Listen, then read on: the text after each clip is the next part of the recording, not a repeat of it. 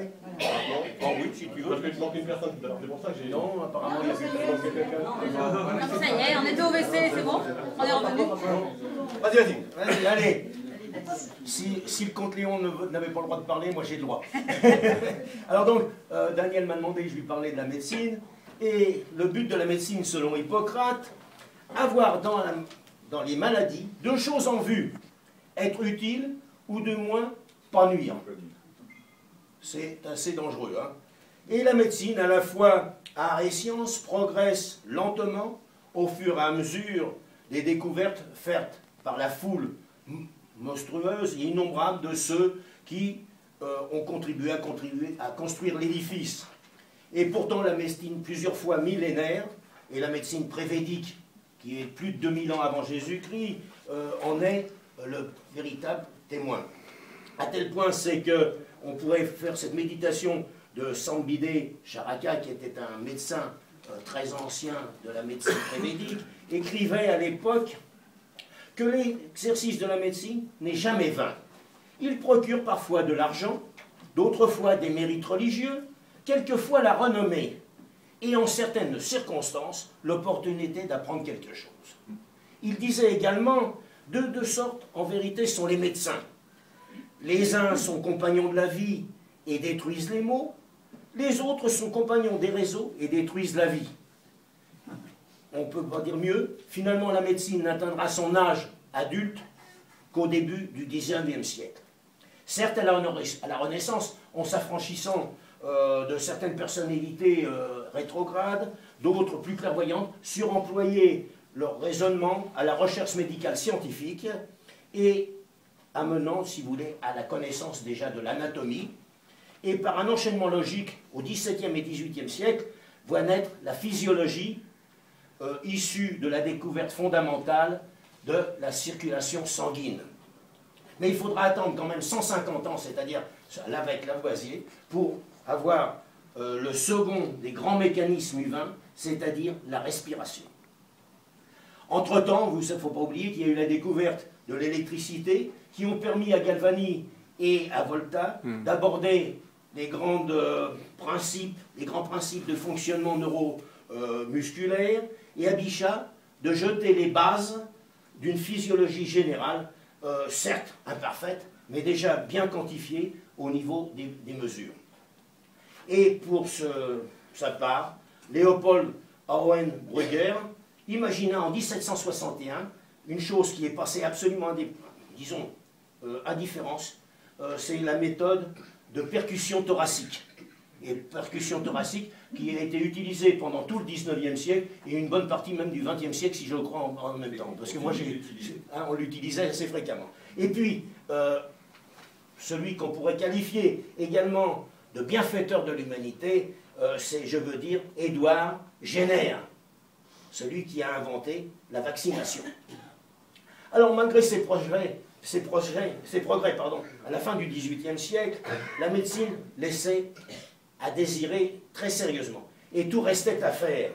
Et pour mieux comprendre, si vous voulez, l'ampleur du travail à accomplir, il faut se rappeler que la vieille faculté s'obstinait fermement à garder un enseignement régi par un règlement vieux de plusieurs siècles, modifié seulement en 1751. Ce document rédigé avec un luxe de détails et qui dénotait le souci de ne laisser aucune place à l'improvisation, ce régime des études médicales, fixé une bonne fois pour toutes, était bloqué par des rites immuables, figés dans un conformisme intransigeant, comme si rien ne devait infléchir le mouvement.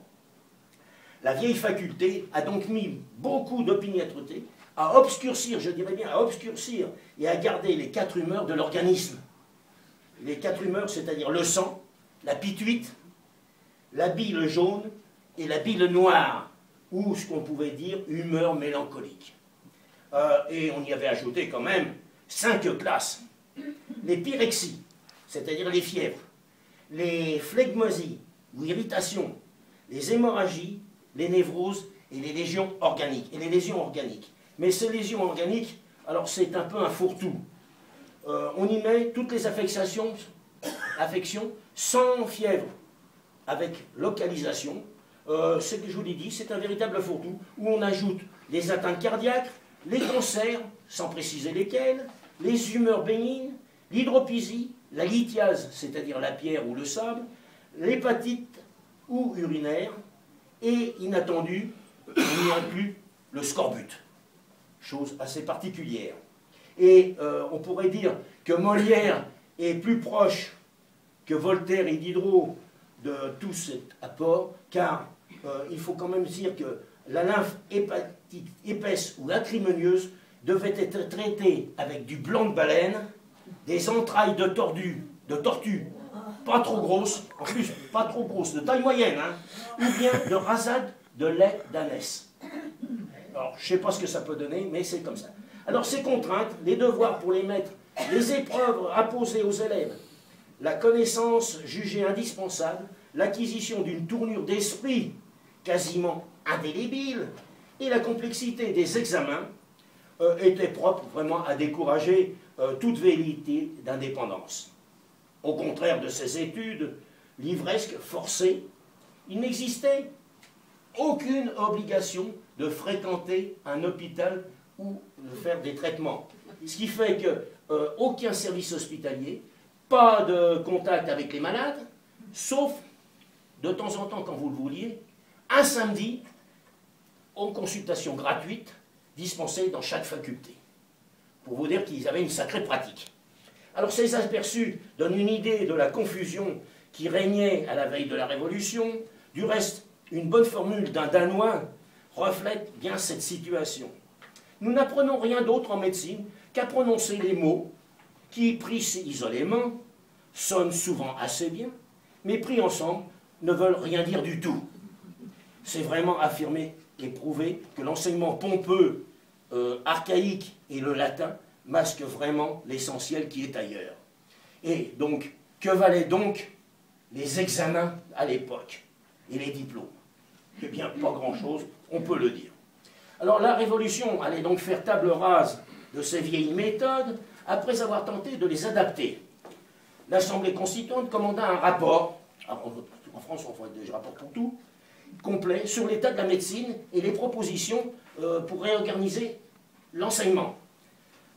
Celui qui a été choisi, c'était Félix Vic d'Azir, qui était né en 1748, qui est mort en 1794, qui a ouvert à Paris en 1773 un cours d'anatomie, qui était membre de l'Académie des sciences, secrétaire perpétuel de la Société de médecine, premier médecin de la Reine et accessoirement professeur à l'école vétérinaire d'Alfort.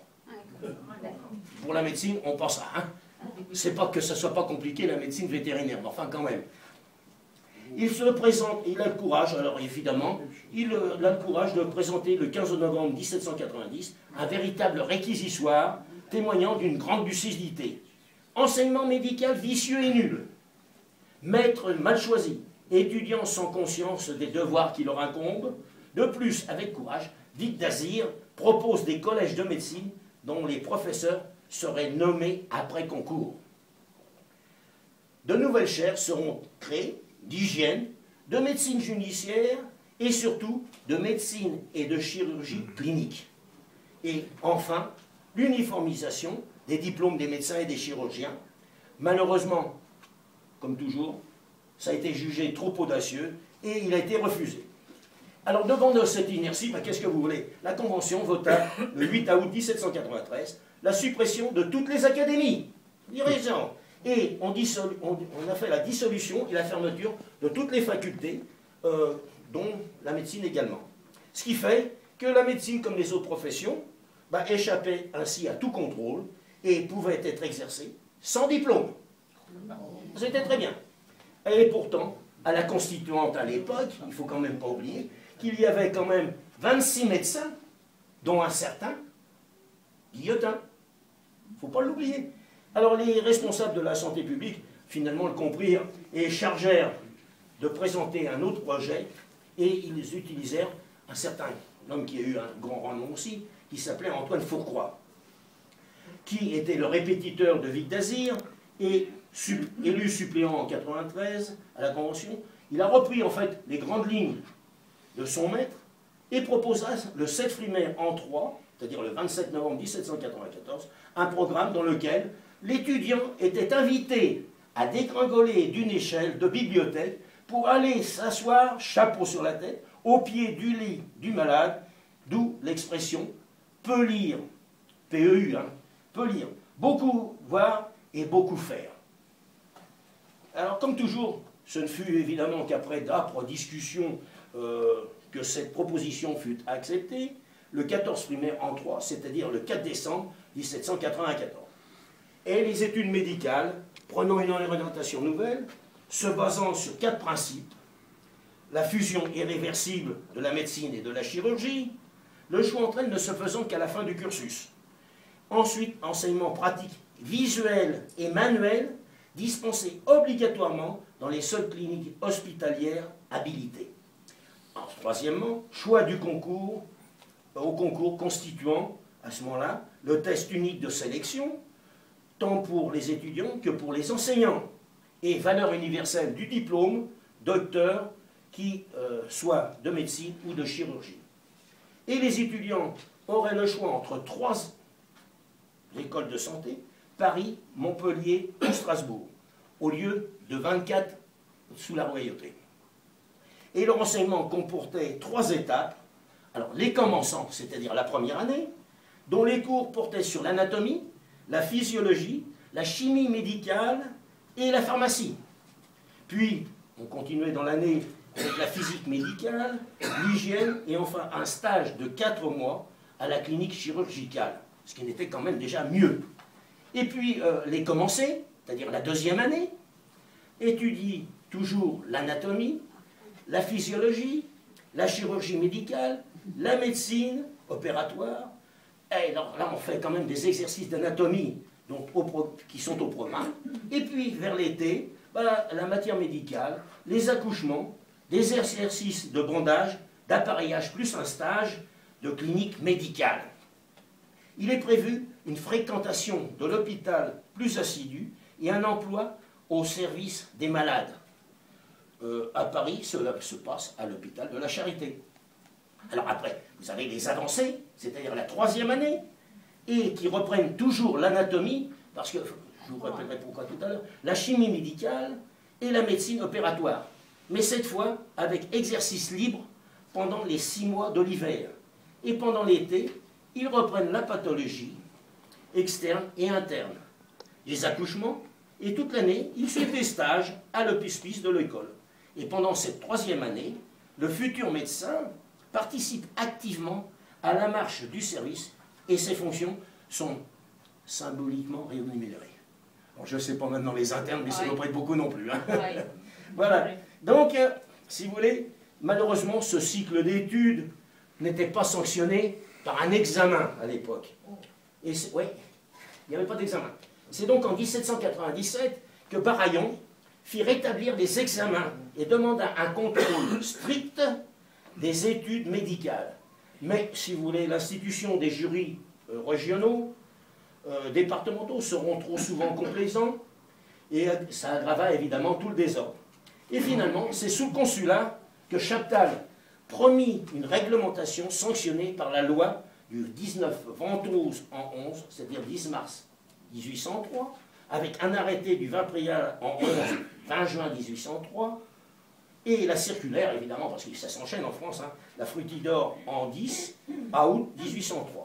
Alors ces textes créaient 2 nouvelles écoles de médecine, une à Mayence et une à Turin, et fixaient les conditions à remplir pour être admis dans les écoles de médecine et en sortir soit avec le diplôme d'officier de santé, soit avec celui de docteur en médecine ou en chirurgie, obligatoirement enregistré en préfecture. Et cette réglementation fut une charte de la médecine française jusqu'en 1892. Ce qui fait que la médecine comportait donc deux niveaux, le docteur issu des facultés et donnant droit d'exercer la médecine ou la chirurgie, et les officiers de santé, qui furent supprimés également en 1892, qui pratiquaient une médecine plus restreinte dans la limite des départements. C'est pour vous dire que ça changeait quand même sérieusement. Alors, la création de l'université impériale en 1806 rendit à l'école de santé, devenue école de médecine en 1808, son titre de faculté et la fit passer de la tutelle du ministère de l'Intérieur à celle du grand maître de l'université, Fontane. La nomination donc des professeurs inclusivement au concours, proposée dès 1790, ne devint légale qu'en 1810 et n'entra dans la pratique qu'en 1811. Elle fut resupprimée, cet examen, en 1815, à la deuxième Restauration. Alors le mécanisme éprouvant que la faculté a mis au point pour la sélection des nouveaux professeurs joua à plein. La présidence du jury est confiée à Jussieu. Alors Jussieu, il est titulaire d'une chaire de botanique, il est surtout vice-recteur de l'académie, ce qui prouve qu'il n'est pas tellement médecin, malgré tout. Autour de lui, 5 professeurs quand même, chirurgiens de formation. Dubois, Pelletan, Percy, Richerand et Tillet. Et enfin, 2 personnalités médicales extérieures à la faculté, Pasquier et Bourdois de la Motte. Et le 10 octobre 1811, puisqu'on a mis tout le temps là, la liste des candidatures est close. 7 noms. Dupuytren, chef des travaux anatomiques. Rullier et Marjolin, ses collaborateurs. Larrey, les chirurgiens Delpech, Gerbois, Roux et Tartelin. Et évidemment, la soutenance des 13 était ainsi reprise elle aussi, après 13 ans d'interruption. Et alors, j'ai, comment dirais-je, retrouvé quelques textes de thèse. Dupuytren, une thèse sur la médecine opératoire. Poquet, dissertation sur la nostalgie. Teilhard sur le forceps et sur la manière d'agir. Humbert sur quelle base doit reposer le traitement de l'apoplexie et quel doit être le traitement. Nicot sur la fragilité des os et sur la contraction musculaire considérée comme cause de fracture. Et Garnier sur la fièvre hydrocéphalique ou sur hydropysie aiguë des ventricules du cerveau. Vous ne faites plus ça maintenant, je crois. Non. Et donc, en revenant donc un petit peu en arrière, il faut accorder à Fourcroy l'intelligence d'avoir désigné pour occuper la chaire de médecine clinique de l'école de santé de Paris, installée dans les locaux rénovés de l'ancien hôpital de la Charité, l'un des hommes qui avait toujours combattu l'archaïsme des vieux maîtres et qui se voulait le plus ouvert aux méthodes nouvelles.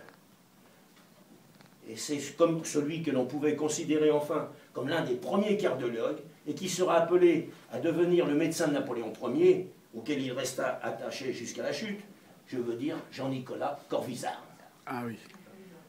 Dès son entrée en fonction, il a le mérite d'exploiter et de mettre en pratique tous les principes qu'il défendait depuis le début. C'est-à-dire de ne tenir compte que de l'observation et de l'interprétation objective des faits constatés et irréfutables. Car il ne faut pas oublier qu'en guise de moyens d'investigation, à l'époque, il n'y a d'une part que ceux d'ordre clinique et d'autre part ceux anatomiques. D'où la nécessité pour les médecins de procéder à un interrogatoire précis, d'où la première révolution vue par Corvisart. Au lieu de poser la question « Qu'avez-vous » du XVIIIe siècle, on dit « Où avez-vous mal ?» C'est la différence.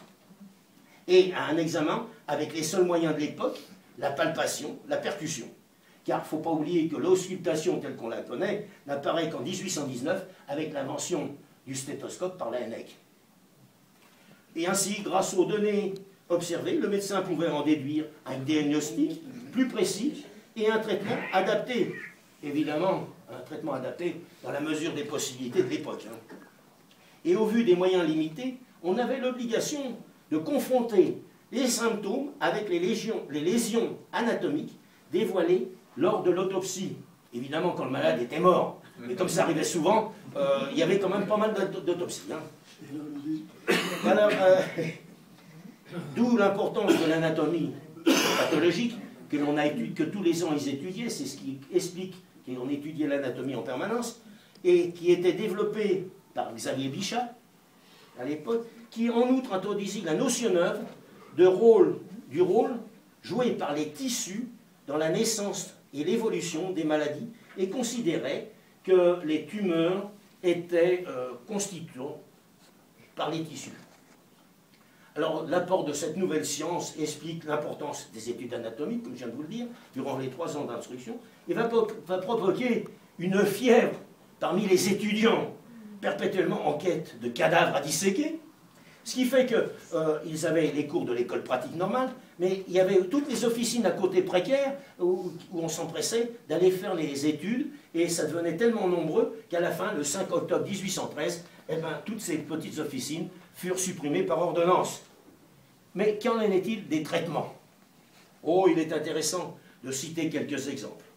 Les fièvres accompagnées d'aucune inflammation locale portent toujours l'empreinte d'une espèce de flogose, qui est une inflammation peu intense, si vous voulez, produite par une brûlure ou une substance caustique. Et générale, qu'il est indispensable d'abattre par les antiphlogostiques généraux avant de songer aux évacuants. Lorsqu'il règne la synoque putride ou vermineuse, et la synoque, c'est une fièvre plus forte mais éphémère, mais qui se termine au bout d'une semaine environ. Voilà. Vous en savez autant que moi. Et elle est accompagnée dès les premiers jours d'un affaissement marqué. La plus petite saignée serait funeste. Alors les purgatifs, plus ou moins aiguisés, l'oxycra. L'oxycra, c'est un mélange d'eau et de vinaigre. Les épistaltiques, le camphre, le quinquina sont les moyens les mieux indiqués. Alors pour les fièvres intermittentes, il ne faut point se presser de prescrire les évacuants, à moins que la turgescence n'existe un vomitif sur le champ. On se contente de donner une décoction de racines chicoracées, de patience animée avec le sel cathartique, oui, ou avec le tartrique acidulé de potasse. Après l'usage des décoctions apéritives, l'emploi du quinquina est plus sûr, pour vous donner que ça devrait être très bon, hein, tout ça. Et alors, pour les fièvres arthritiques, peu de saignée, beaucoup d'eau, de veau, de poulet ou de grenouille, du petit lait, des émulsions, la décoction de casse et de tamarin, et en lavant. Les pleurésies, alors elles, c'est sur le point de côté, ne diminue pas sensiblement, que la respiration est pénible. Après avoir pratiqué la saignée, selon l'âge du malade quand même, l'état du pouls, l'intensité des symptômes, il faut sans balancer, employer un épispatique. On peut sans danger administrer un vomitif ou pleurétique qui ont la nausée. Et on pouvait quand même obvier à beaucoup de ces choses d'affection catarrhale en faisant usage habituel d'une chemisette de flamel à porter carrément sur la peau. Et alors, la dysenterie cède aisément à l'ipicuana, à la manne, à la teinture de rhubarbe, à quelques lavements, alors je ne sais pas si des lavements faisaient bien pour la dysenterie, à l'eau de veau, de poulet, et à quelques prises de cascorium. C'est un électuaire opiacé. Et pour la rougeole et la petite vérole, le remède qui était combattu évidemment par les préjugés de l'époque, mais qui commence à prendre crédit, c'est l'inoculation du virus vaccin. Et alors certains, malgré tout, se tiennent encore à des remèdes de charlatans, fientes de porc, de brebis ou de chèvre, sans parler de la corne brûlée de pied de porc, qui, maillée avec du miel, fait mûrir les vers du corps et apaise les maux de la rate. Et la fiente du pouget, du pigeon, qui était à l'époque le coulon, servait de cataplasme comme analgésique. Et c'était déjà recommandé dans les années 1200 par Albert le Grand. Et certains médecins préconisent contre le typhus l'application de sangsues au niveau des tempes, se mettant en conflit avec Brousset, qui lui était adopté un positionnement des sangsues sur la région de l'estomac, où il situait le siège du mal.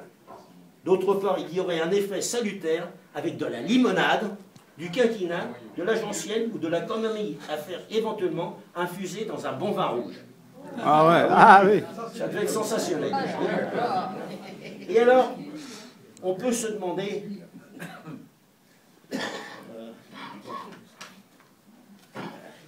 Et n'oublions pas l'usage donc de ces sangsues. Du reste, puisqu'on est en 1815, Waterloo, peut-être à son manque que Napoléon perdit la bataille de Waterloo. Eh oui, en effet, il souffrait d'une crise aiguë d'hémorroïdes. On le sait, ça, pas de problème. Or, 2 jours avant la bataille, ses médecins avaient perdu les sangsues. Eh oui, et donc c'était pour soulager sa douleur. Et à la place, pour adoucir cette même douleur, on lui avait donné une dose assez forte de l'eau d'alum. Donc il en ressort que les retards successifs des ordres pour l'assaut semblent largement liés à son indisposition. Oh là là là. Alors, je mets ça sous réserve de contrôle. Un Napoléon. Mais enfin, je l'ai retrouvé 2 ou 3 fois dans différentes revues. Et la médecine nouvelle s'apprenant désormais à l'hôpital, il fallait à tout prix supprimer les petits hospices, entreprendre de grands travaux hospitaliers et augmenter le nombre de lits. À Paris, si l'hôtel-Dieu du temps de Henri IV était à la nécessité de l'époque, celui de Louis XVI ne répondait plus du tout à ce qui était nécessaire. Donc, on va construire des hôpitaux, et ce sont des architectes qui vont être chargés de ceci. Pour Paris, il y a Vielle pour la Salpêtrière, la maternité et les enfants trouvés. Chavarot pour la Charité, l'Hôtel-Dieu, Saint-Louis à Montrouge, et puis Scipion Pègre et son adjoint Perderot pour les incurables, les vénériens, l'hôpital du Midi et celui de l'Ouest, c'est-à-dire le futur hôpital Necker. Commencé sous la Convention, ce programme sera terminé en fait que sous l'Empire, et tous les architectes devaient suivre la remarquable instruction du Cathars Pluviose en 2, du 2 janvier 1794, dont on peut se demander si elle fut réellement observée et appliquée. Car au cahier des charges, pas d'angle, pas d'espace mort, un cube d'air suffisant pour chaque malade, des moyens mécaniques d'aération, vasistas, ventouses, cheminées, poêles avec trompe à air et pancas. Pancas, ce sont des cloisons qui étaient accrochées au mur, au plafond, et qui étaient actionnées par des cordes de façon à servir de ventilateur. Et puis des moyens chimiques de destruction des miasmes à l'aide de salles de fumigation. Et le plus grand soin devait être accordé aux salles de bain, aux crachoirs, aux chaises percées, aux latrines et aux salles d'opération, qui devaient être quand même séparées des autres locaux, ce qui était déjà pas mal. Cependant, la première révolution dès 93 est d'interdire les anciens lits contenant plusieurs malades. Chaque malade devait avoir le sien. Des lits en fer à roulettes de cuivre furent mis en service à l'hôpital des cliniques, puisqu'on disait à l'hôpital des cliniques à l'époque, et en 1799 seulement ça a commencé. Et en 1801, les lits de fer peints en noir remplacèrent les lits de bois dans les autres hôpitaux. Or, ils furent peints en vert à partir de 1847, et en 1788, il y en avait 6236. Or, en 1817, il y en avait quand même 41 000. Il y avait quand même un net progrès. Un peu plus tard, Napoléon, toujours soucieux d'hygiène, d'efficacité, fit séparer les contagieux des autres malades. Ce qui était déjà une bonne chose, parce qu'avant, on mélangeait sans faire de soucis. Mais que pouvait gagner un médecin? Ah, voilà la bonne question. À la lecture des documents de différence se font jour immédiatement d'un Corvisart prenant un Napoléon, c'est-à-dire 20 francs or, déclarant 50 000 francs annuels. Oh, loin de la vérité, s'il y avait eu un contrôle fiscal, il aurait été puni, car ne tenant pas compte du traitement de premier médecin de l'empereur, 30 000 francs, des 3 000 francs de sa chaire de la faculté, puis du Collège de France, ni de sa dotation de 10 000 francs en tant que baron. Faites le calcul. Un Boyer, premier chirurgien de Napoléon, qui déclare pour produit de son art 40 000 francs, mais n'en oublie pas moins les 15 000 francs de premier chirurgien, les 3 000 francs comme professeur à la faculté de médecine, les 2 000 francs comme chef de service à la charité. Si le compte est bon, c'est 60 000 francs, pour que je sais bien compter. Et on nommait exactement l'extra de 1812, lors de l'opération du maréchal Suchet, Napoléon lui fait verser 80 000 francs. Ah ouais. Donc un bon oubli.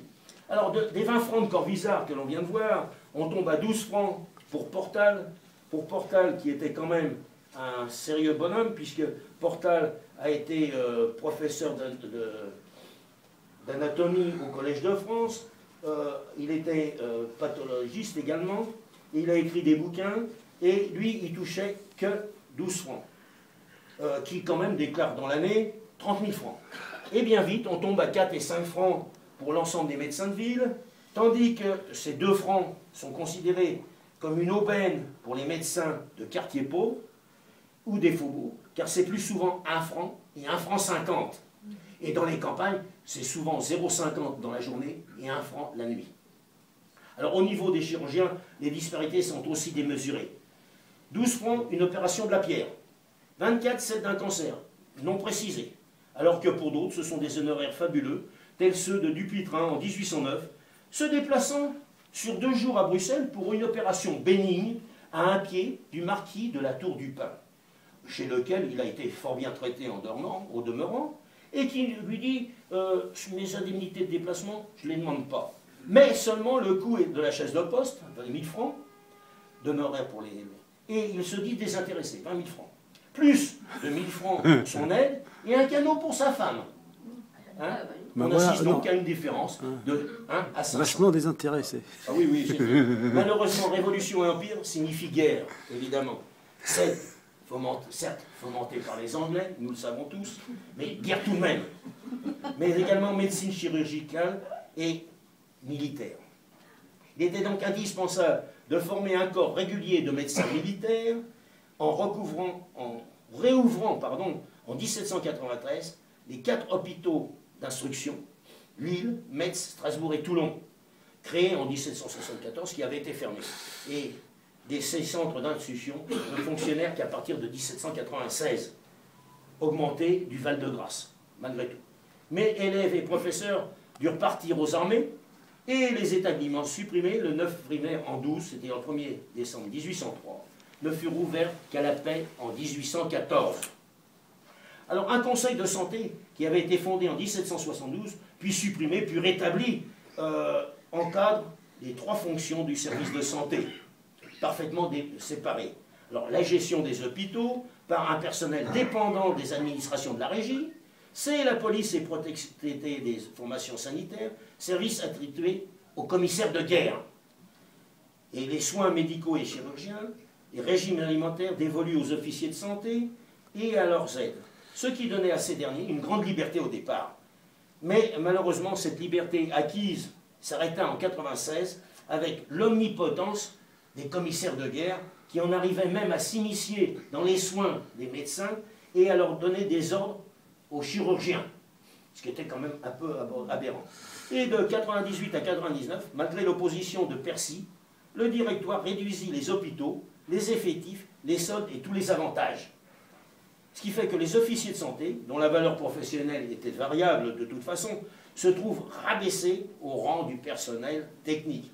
Résultat, en 1799, où l'armée a besoin de se trouver beaucoup de monde à cause des guerres, n'a plus que 2400 officiers de santé. C'est-à-dire à peu près au même niveau qu'en 1792.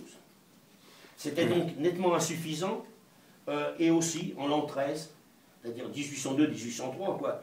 Il fallut rappeler tous les officiers licenciés et enrôler les étudiants en médecine. Napoléon, qui connaissait toute l'importance d'une bonne organisation, on le sait, et que les mauvais commissaires de guerre responsables de cet état lamentable disaient qu'ils étaient plus dangereux que les Cosaques. Et il ajoutait, ils m'ont perdu ma chirurgie à force de la tourmenter et de la livrer à de sots projets. Enfin, donc le constat est simple, tout reste à faire. Mais par manque de temps, peu sera réalisé. Toutefois, une première amélioration, alors que sous l'Ancien Régime, les chirurgiens attendaient que le blessé arrive à eux, avec eux, les nouveaux, ce sont les ambulances qui vont arriver jusqu'aux blessés. Et c'est de cette idée que Larrey et Percy firent naître les premières, disons, réalisations d'ambulances volantes. Or, c'était des voitures légères à 4 roues, ou les longs caissons d'artillerie sur lesquels les membres du corps mobile de chirurgie prenaient place à califourchon.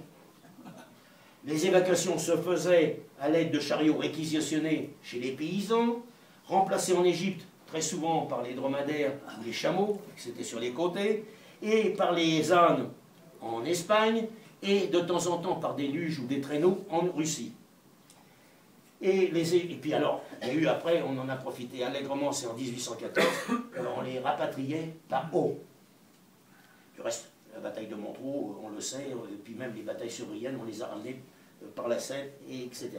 Et alors les échelles, les fusils croisés, servaient de brancard.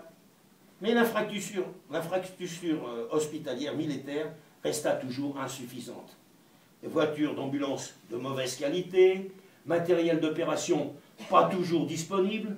N'oublions pas qu'à Hénin, Percy, premier chirurgien, est réduit à acheter sa propre scie chez un casse-cahier. Pour vous dire là, comme c'était. Et à s'emparer du linge qu'il trouve dans les habitations. Pansement, faire avec ce qu'il trouve, de la charpie, du papier, du linge trouvé partout n'importe où. Parfois, les parchemins d'archives servent d'attelle ou de drap. Et l'étoupe et le coton de boulon remplacent la charpie, pour vous donner un ordre d'idée. Alors pourquoi être surpris, dans ces cas-là, de voir un nombre supérieur de morts après blessures par les soins, plutôt que par les blessures au combat? Certes, le principe de l'opération précoce dans les premières heures, c'est-à-dire 24 heures prévues, était admis, si vous voulez, et puis à la Première Guerre, ça ne fut que 12 heures, si j'ai bonne mémoire. Et intervention sans autre anesthésie que celle du froid, moins 15 ALO, ou au laudanum, car n'oublions pas que la morphine, qui venait d'être découverte en 1806 par Surturner, n'était quand même pas encore opérationnelle. Et donc, le débridement préventif des plaies était une pratique générale, mais les projectiles étaient extraits à l'aide du tribulcon, c'était une espèce de tige, au plus souvent avec des instruments de fortune. En cas d'hémorragie, ni garrot ni tourniquet, mais la compression digitale en amont in situ. Évidemment, ça n'était pas ce qu'il y avait de plus simple. Les complications des blessures, comme de juste, étaient la gangrène gazeuse, foudroyante, le tétanos, la pourriture d'hôpital, et le tétanos était traité par amputation, par l'arrêt, ou injection intraveineuse d'extrait gommeux d'opium par Percy. Oui. L'hygiène donc posait donc de très graves problèmes pour les chirurgiens qui devaient opérer avec des installations de fortune, un matériel pas toujours adapté. Les plaies de la face étaient les seules qui étaient suturées immédiatement. Du reste, pour ceux qui habitent pas loin de Lyon ou qui sont à Lyon, au musée, vous avez la table d'opération de l'arrêt. Hein, si j'ai bonne mémoire. Oui, une des tables. Alors, les plaies de poitrine ouvertes étaient immédiatement refermées en vue de leur transformation en hémothorax fermé. Les plaies pénétrantes de l'abdomen peuvent guérir spontanément par accolement des lèvres à l'épiplomb ou au péritoine pariétal, avec administration quand même d'opium. C'est pas mal. Et donc, tout ça, le chirurgien aurait à recourir à l'amputation le plus souvent possible. Si certains chirurgiens de pacotille n'étaient capables de faire des amputations qu'en saucisson, donnant des gigots coniques et inappareillables, parce qu'il y avait quand même des appareils, dans l'ensemble, les chirurgiens militaires firent progresser la technique. Mais entre l'arrêt et Percy, un problème les opposait. Fallait-il garder un bout d'humérus quand il est sain, grâce à une amputation intradectoïdienne?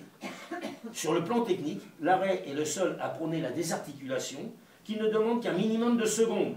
Toujours pas d'anesthésie, comme je vous l'ai dit. Bien sûr. Il la trouvait plus bénigne que l'amputation du bras. L'opéré étant assis, l'arrêt ouvrait l'articulation par une longue fente externe et ressortait en transfixant un lambeau postérieur, tandis que l'aide comprimait à la main des vaisseaux auxiliaires et ensuite on suturait. Voilà. Alors dans toutes les amputations de jambes, on serait à 4 travers, on devait être à 4 travers de doigts au-dessus de la tubérosité, du tibiaque. Mais on essayait d'éviter l'amputation de la cuisse. Et si besoin, on utilisait un rétracteur pour éviter le moignon conique douloureux. Pour vous dire, c'était quand même affreux. La plupart des amputés du membre supérieur n'étaient pas appareillés. Un petit nombre avaient une prothèse, c'est vrai, de parade, comme le général d'Aboville, dont la prothèse est visible au musée de l'armée. Quant à l'amputation de la jambe, elle était pratiquement réduite à la prothèse de ce segment par un genre de pilon fixe pour marcher, qui était posée sur le genou la plupart du temps, dite prothèse du pauvre. Par contre, la prothèse du riche n'était pas inconnue. Un appareil simple à boutons et à pilon faisait qu'il y avait une flexion qui pouvait se commander. J'avais une cassette pour le projeter, mais comme c'est une cassette, je n'ai pas de code projeté. Alors, devant l'afflux des blessés, les chirurgiens firent des miracles.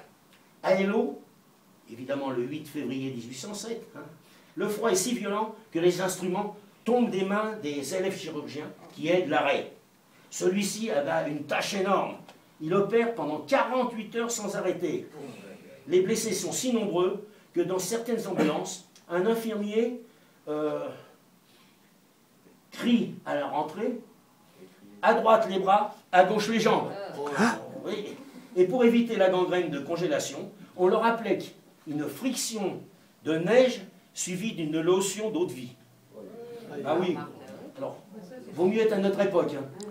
Cependant, malgré la promptitude et l'efficacité déployée, le nombre de morts par le feu est égalé par celui des blessés qui succombent plus tard à leurs blessures. Et les morts de maladie sont encore plus nombreux que ceux tués sur le champ de bataille ou disparus à la suite de leurs blessures. Alors, sous l'Empire, évidemment, on peut dire qu'il y a Percy, l'arrêt, qui font oublier une partie de leurs collaborateurs, dont Laurent, neveu de Percy, Willaume, bras droit de Percy. Quant à l'arrêt lié au frère Talabert, il tenait compte des avis de Rime. Ce dernier participa à 20 batailles rangées, 17 combats et 5 sièges. Uliac, qui est mort en 1813, maître de la Hennec, entre autres, débuta dans les hôpitaux militaires de Rennes et de Nantes, puis participa aux campagnes d'Allemagne, de Pologne, chirurgien en chef de l'armée d'Espagne. Il perdit l'œil gauche en portant secours au général Lapis, et malheureusement fut tué à Talavera. Il avait quand même 8 campagnes à son actif. Alors c'est Bégin, alors Bégin évidemment, qui est né à Liège et mort à Locronan, qui, on le sait, il y a un hôpital qui porte son nom à Saint-Mandé. Et puis, par les plus grands, évidemment, des Jeunettes et Yvan, chirurgien de l'empereur, qu'il soigna lorsqu'il fut blessé à Ratisbonne. Mais, si on veut, la liste est tellement réduite par moi que je ne peux pas vous dire tous les autres, parce qu'il y en a de nombreux qui mériteraient d'être aussi cités, surtout par leur dévouement. Et alors, en ce début du XXIe siècle, c'est donc une grande mutation, 19e siècle, pardon, qui s'exprime dans l'exercice de la médecine et de la chirurgie nouvelle, d'enseignement,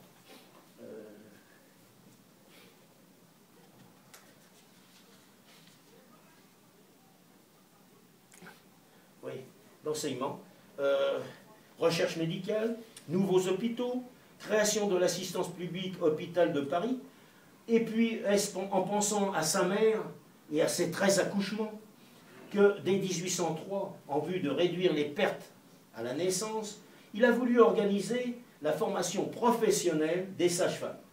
Alors des cours spécifiques sont organisés pour elles dans les hospices de maternité. L'autorisation d'exercer étant en principe réservée uniquement à celles qui avaient passé l'examen. Et en 1806, Napoléon va créer la chaire d'obstétrique, première chaire de spécialité médicale, qui sera attribuée à Baudeloc, qui n'en profitera pas malheureusement longtemps, puisqu'il meurt en 1810. Mais il était tellement renommé qu'il avait accouché le 3e enfant de Marie-Antoinette, qu'il jouissait d'une renommée extraordinaire parce qu'il réussissait pratiquement toutes les césariennes qu'il entreprenait de faire, et Napoléon avait tellement confiance en lui qu'il l'avait désigné comme son médecin accoucheur avant même que Marie-Louise soit enceinte. Et malheureusement, il n'en a pas utilisé. Et puis, deuxièmement, il y a eu 2 sages-femmes quand même qui accédèrent à une notoriété internationale, Marie-Louise Lachapelle et Marie-Anne Boivin. Et puis, il s'occupe aussi du contrôle vénérien des protistés. Est-ce en souvenir de sa première expérience au Palais Royal, ou bien le fait que dès 1804, on dénombrait 8000 demoiselles galantes et tariffiées à Paris, qu'il va décider de lutter contre la propagation de ce fléau en établissant en 1810 un dispensaire de salubrité, rue Croix des Petits Champs à Paris, où les filles seront tenues de se faire visiter au moins une fois par mois. Ça a été très difficile de les faire accepter, mais enfin elles l'ont quand même accepté à la fin. Alors ce sont des nouveaux appareillages en même temps, ce sont les vaccinations qu'il a fait généraliser, les ambulances mobiles pour l'armée, les compagnies de brancardage et d'hygiène, à laquelle surtout Napoléon, on le sait très bien, tenait beaucoup. Et si faute de temps, les réformes désirées par les assemblées révolutionnaires échouèrent, il faut admettre que la volonté napoléonienne permit une réforme des centres d'enseignement et de soins et de leur donner des structures qui vont quand même survivre à la chute du régime et seront à la base de la médecine moderne. Et pour prouver l'intérêt de Napoléon sur ce sujet, sur 22 000 lettres qu'il a écrites, eh bien il y en a à peu près 550 qui ont directement trait aux problèmes de santé. Et pour finir, enfin pour tout à fait finir, je voudrais quand même vous donner une petite note plus agréable. Le premier bébé seringue serait né en 1804. Alors s'il faut en croire, là je suis obligé de le dire parce que s'il faut en croire le docteur Michel Augustin Touret, 1748-1810, directeur et professeur à l'école de médecine, une femme de 25 ans, mariée depuis 4 ans, sans enfant, aurait été fécondée artificiellement. Alors lisons ce qu'écrit le docteur.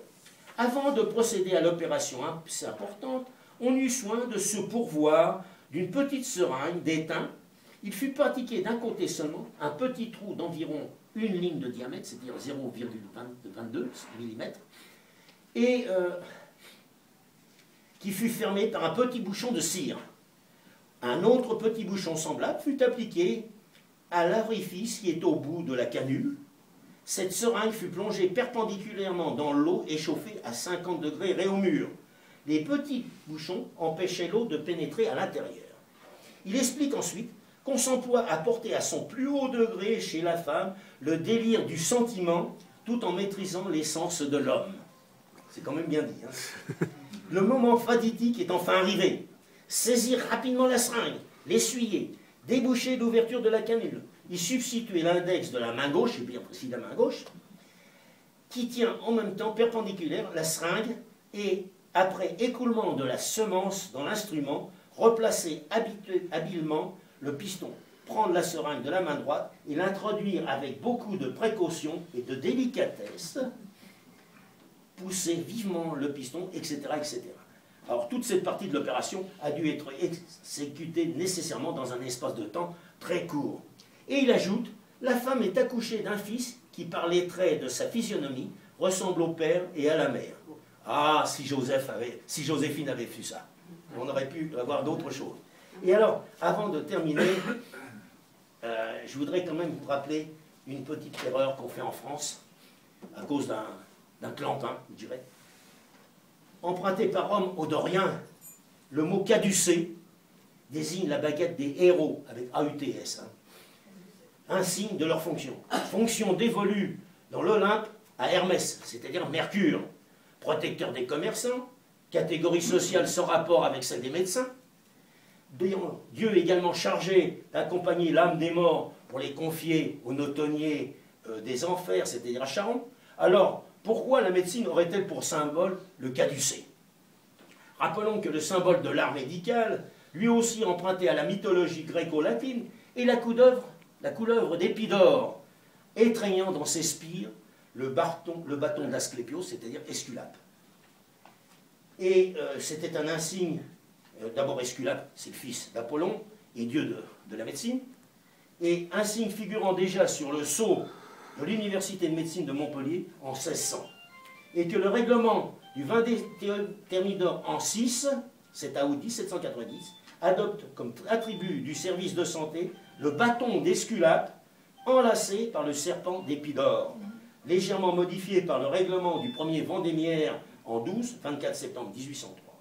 En fait, je le dis tout de suite, c'est un cuistre, croyant faire preuve d'érudition, qui introduisit le terme caducée dans la décision ministérielle du 14 juin 1879, concernant l'uniforme du petit état-major de l'école d'application de médecine et de pharmacie militaire. appellation reprise par tout le monde. Grossière erreur qui se perpétue malheureusement. Et malgré une instruction du 21 juin 1985 relative au patrimoine de tradition des unités de l'armée de terre, dans laquelle la note numéro 8, à la suite de la description de l'attribut du service de santé, est rédigée ainsi.